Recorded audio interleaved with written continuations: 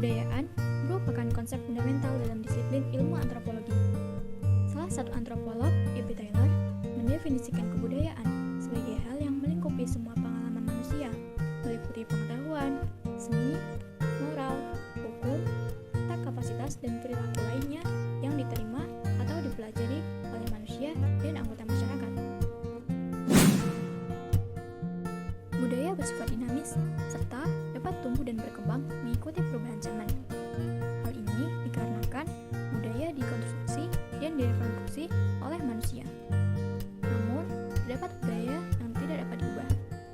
Concordanegrat membagi budaya menjadi dua wujud, yaitu fisik dan non-fisik. Budaya yang berwujud fisik berbentuk produk dan sulit mengalami perubahan, contohnya candi dan prasasti. Sedangkan budaya non-fisik berbentuk ide-ide dan aktivitas manusia yang dinamis dan terbuka terhadap perubahan serta menyesuaikan dengan konteks zaman. Budaya non-fisik memiliki keterkaitan yang erat dengan globalisasi karena sifatnya dinamis dan dapat berubah sesuai dengan perubahan zaman. Seperti yang kita ketahui, globalisasi menjadi isu yang mendapat perhatian besar sejak akhir abad ke-20 hingga awal abad ke-21. Adanya akses internet telah memudahkan penyerapan kebudayaan. Globalisasi dalam konteks budaya sendiri selama ini selalu dikaitkan dengan dominasi negara-negara barat atau yang kita kenal dengan istilah westernisasi. Namun, muncul sebuah fenomena baru dalam era globalisasi yang selama ini didominasi oleh kebudayaan barat, yakni fenomena Korean atau Hallyu Wave sebagai bentuk globalisasi budaya versi Asia melalui budaya-budaya populer seperti film, drama, musik, fashion, bahkan bahasa, makanan, dan teknologi.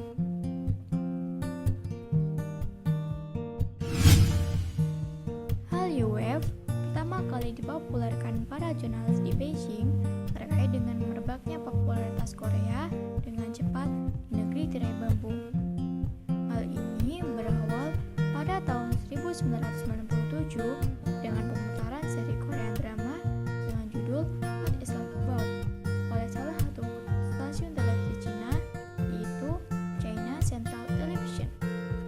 Karena banyaknya peminat, drama tersebut diputar ulang pada tahun 1998 dan merambat ke negara-negara Asia yang berbasis komunitas Cina seperti Hong Kong, Taiwan, dan Vietnam. Perkembangan Hallyu Wave tidak hanya didominasi oleh drama-drama Korea saja, akan tetapi juga didominasi oleh musik populer Korea Selatan atau yang kita kenal sebagai K-pop. K-pop begitu mudah diterima oleh masyarakat dari berbagai negara. Hal ini disebabkan oleh penampilan yang begitu menarik dan modern, baik dari segi penyanyi yang berbentuk grup idola, band atau solois, maupun dari konsep lagunya. Tidak hanya di negara-negara Asia berbasis Cina, tapi juga merambah ke negara-negara di luar Asia Timur. Salah satunya adalah Indonesia. Penyebaran Hallyu Wave di Indonesia dimulai saat salah satu stasiun televisi di Indonesia, yaitu Indosiar, menayangkan Korean drama yang berjudul Endless Love pada tahun 2002. Lalu, langkah ini disusul oleh stasiun televisi yang lain. Setelah industri drama, fenomena Hallyu Wave di Indonesia mulai merambat ke industri musik. Hal ini terbukti dengan munculnya berbagai macam girl band dan boy band yang mengadopsi budaya K-pop.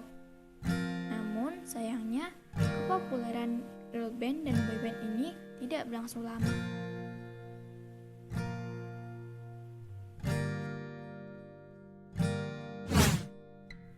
Hallyu Wave berlangsung sekian lama hingga saat ini, bahkan di masa pandemi.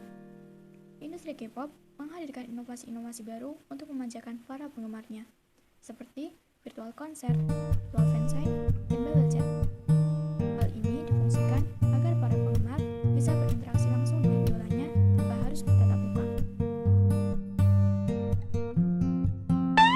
Dahsyatnya fenomena Korean Wave juga memiliki efek tertentu berupa perilaku imitasi atau meniru.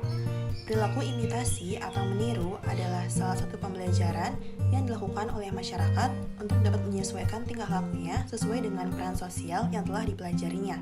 Sarwono 2002. Peniruan dapat dilakukan oleh semua orang mulai dari anak-anak, remaja, bahkan sampai kepada orang tua. Melalui berbagai hal yang terjadi dalam masyarakat, tidak terkecuali dengan media yang mereka gunakan. Yang kedua, ada dance. Saat baru mengenal dunia K-pop, para penggemar sering update berita tentang para penyanyi K-pop, terutama penyanyi favorit mereka. Berita-berita tentang K-pop yang menarik bagi penggemar antara lain penghargaan yang diraih, awal debutnya, lagu, album, atau musik video yang baru.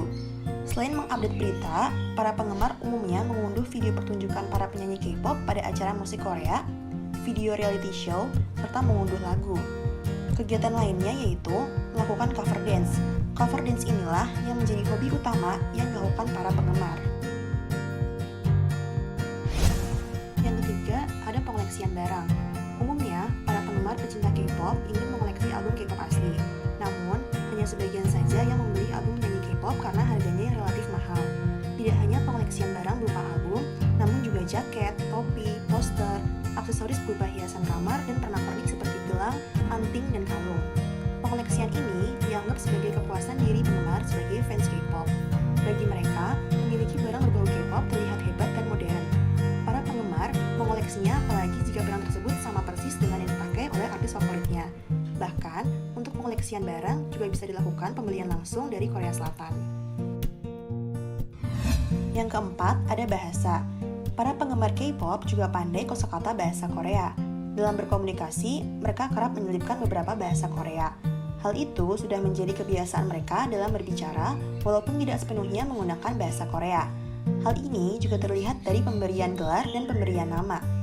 Beberapa penggemar sering menggunakan kata panggilan kepada artis favoritnya seperti Oppa sebagai panggilan kakak cowok oleh cewek, Eoni sebagai panggilan kakak cewek oleh cewek, Hyung sebagai panggilan kakak cowok oleh cowok, Nona sebagai panggilan kakak cewek oleh cowok, dan Jinggu sebagai teman.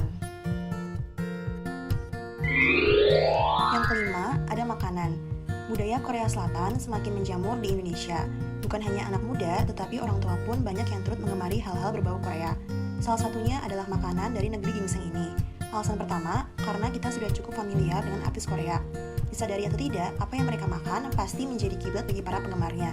Tidak hanya di Indonesia, fenomena ini juga terjadi di negara-negara lain, terutama Asia, mengingat popularitas artis Korea di Singapura, Thailand, atau Filipina.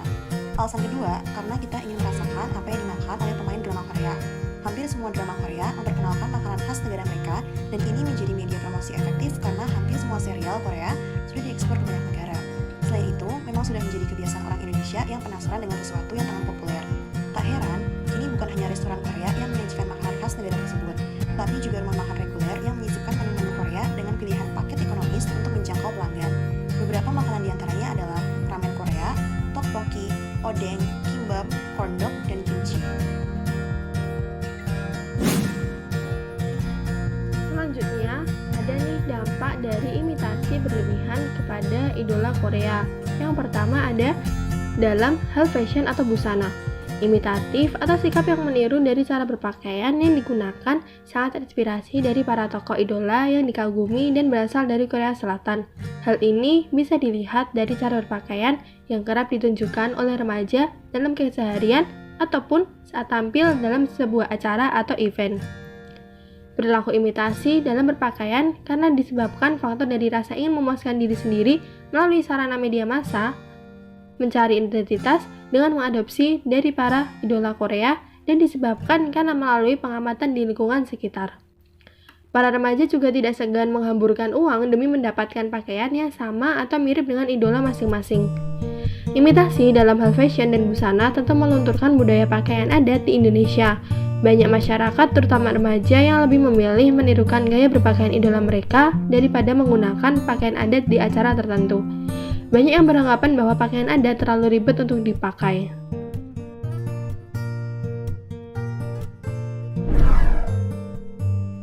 Tidak hanya di dalam hal fashion saja, namun dalam hal makeup pun memiliki dampak yang luar biasa. Walaupun para remaja putra mungkin tidak memiliki banyak alat atau aplikator sebanyak remaja putri, namun tentu saja hal ini menjadi informasi baru bahwa remaja putra zaman sekarang, terutama yang terkena efek dari K-pop, tidak segan menggunakan dan membeli produk make up untuk menunjang penampilan walaupun harus merogoh dana yang tidak sedikit. Hal ini disebabkan karena para remaja putra maupun putri seakan memiliki kekaguman yang sedikit berlebihan kepada idolanya masing-masing. Banyak yang beranggapan bahwa riasan tradisional cukup kuno sehingga mereka lebih memilih menggunakan riasan menyerupai idola mereka meskipun dalam acara penting. Nah, yang ketiga ada dalam hal gaya rambut. Gaya rambut tidak terlepas dari sebuah tren yang menarik untuk diikuti ataupun ditiru. Remaja sangat menggandrungi gaya rambut ala boyband atau girlband Korea yang digemari. Dapat disimpulkan bahwa hal ini tak terlepas dari peran media massa yang membuat para remaja jadi mudah mengikuti artis panutan di televisi. Televisi juga berperan untuk memenuhi pemuas kebutuhan melalui media massa. Hal ini pun juga dilakukan oleh remaja. Selain itu, keterpesonaan atau kekaguman akan para anggota boyband atau girlband plus para anggotanya yang memiliki gaya rambut eksentrik seperti mewarnai dan sebagainya juga menjadi daya tarik untuk ditiru oleh para penggemar. Hal tersebut berdampak pada kesehatan rambut mereka, bahkan lebih parah lagi menyebabkan kanker yang berkelanjutan. Terakhir, ketertarikan dalam dance cover. Di sini siapa aja nih yang suka mengcover dance? Para remaja yang terkena dampak dari K-pop atau pengaruh dari boyband atau girlband nampak sangat tertarik dan akhirnya meniru gerakan tarian yang ditarikan oleh idolanya. Hal ini disebabkan karena keterpesonaan akan idola. Remaja menganggap bahwa tokoh idolanya menarik untuk ditiru tidak hanya dari segi penampilan, tetapi juga soal gaya menari milik idola remaja tersebut dan sekaligus untuk mengekspresikan rasa cinta terhadap idolanya melalui tarian sebagai bentuk apresiasi. Hal tersebut melunturkan kesadaran masyarakat untuk melestarikan budaya tarian di Indonesia. Mereka cenderung lebih memilih untuk mempelajari tarian dari idola mereka karena menganggap hal tersebut lebih keren dan dapat menarik perhatian banyak orang ketimbang mempelajari tarian tradisional asal Indonesia. Kesimpulannya, kebudayaan sebagai hal yang melingkupi semua pengalaman manusia, meliputi pengetahuan, seni, moral, hukum, serta kapasitas dan perilaku lainnya yang diterima atau dipelajari oleh manusia dan anggota masyarakat. Hallyu Wave pertama kali dipopulerkan para jurnalis di Beijing terkait dengan merebaknya popularitas K-pop dengan cepat di negara tirai bambu. Perkembangan Hallyu Wave tidak hanya didominasi oleh drama-drama saja, tetapi juga seperti musik populer Korea Selatan. Tidak hanya di negara-negara Asia berbasis Cina, tetapi juga merambah ke negara di luar Asia Timur, salah satunya Indonesia.